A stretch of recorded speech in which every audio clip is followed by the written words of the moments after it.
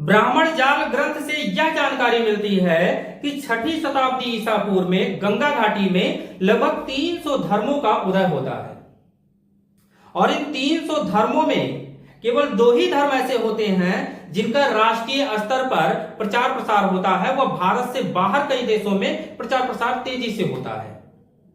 इसका साफ रीजन है क्योंकि और ये धर्म है बौद्ध धर्म और जैन धर्म।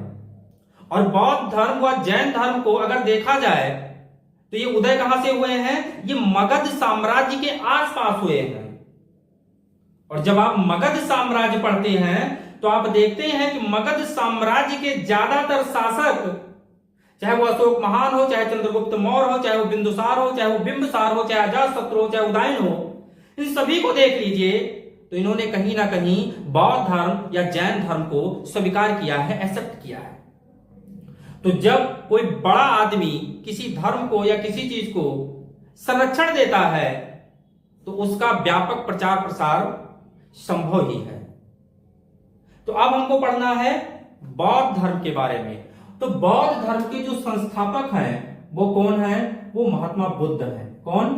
महात्मा बुद्ध। ये महात्मा बुद्ध जो है यही बौद्ध धर्म के क्या हैं? संस्थापक हैं, फाउंडर है। इनका मूल नाम जो है वो सिद्धार्थ है। क्या है? सिद्धार्थ के नाम से जाने जाते हैं। कौन? महात्मा बुद्ध। महात्मा बुद्ध सिद्धार्थ के नाम से जाने जाते हैं। इनका जन्म कब हुआ है? तो जन्म आप देख सकते हैं कि जन्म जो हुआ है वो 563 ईसा पूर्व में हुआ है। और कहां पे हुआ है? नेपाल में एक स्थान पड़ता है जिसका नाम है लुम्बिनी। कहां हुआ है? लुम्बिनी, नेपाल में हुआ है। कहां पे? लुम्बिनी, नेपाल में इनका जन्म हुआ है 563 ईसा पूर्व में। इनके पिताजी का क्या नाम है? तो इनके पिता हैं शुद्धोधन। कौन है? शुद्धोधन है। इनके पिता जो हैं शुद्धोधन है। पिता का नाम क्या है? शुद्धोधन है। माता जो है क्या है? माता जो है इनके क्या है? महामाया है। महामाया है। ये शुद्धोधन जो है ये कपिलवस्तु के शाकगण के मुखिया हैं। क्या है? शाकगण के मुखिया हैं। ये शाकगण के मुखिया हैं। कौन? शुद्धोधन। अब ये क्वेश्चन जरूर पूछा जाता है, ये लुम्बिनी जो है महात्मा बुद्ध के समय ये किस गणराज्य में लगता है? ये बड़ा अच्छा क्वेश्चन है, बड़ी परीक्षाओं में क्वेश्चन पूछा जाता है। तो ये लगता है ये उस समय कोसल महाजनपद में आता था। कोसल महाजनपद में आता था, इसलिए ये जो है ये कोसल गणराज्य के अंतर्गत आएगा। कौन? लुम्बिनी, जो महात्मा बुद्ध का जन्म स्थान है। आगे देखिए, अब ये जो शुद्धोधन है ये कपिलवस्तु के शाकगण के मुखिया है। माता महामाया है। इनका जब जन्म होता है, जन्म के 7वें दिन जो है ये महामाया इनकी माता का मृत्यु हो जाती है, डेथ हो जाती है। इसीलिए सिद्धार्थ का जो पालन पोषण किया वो किसने किया?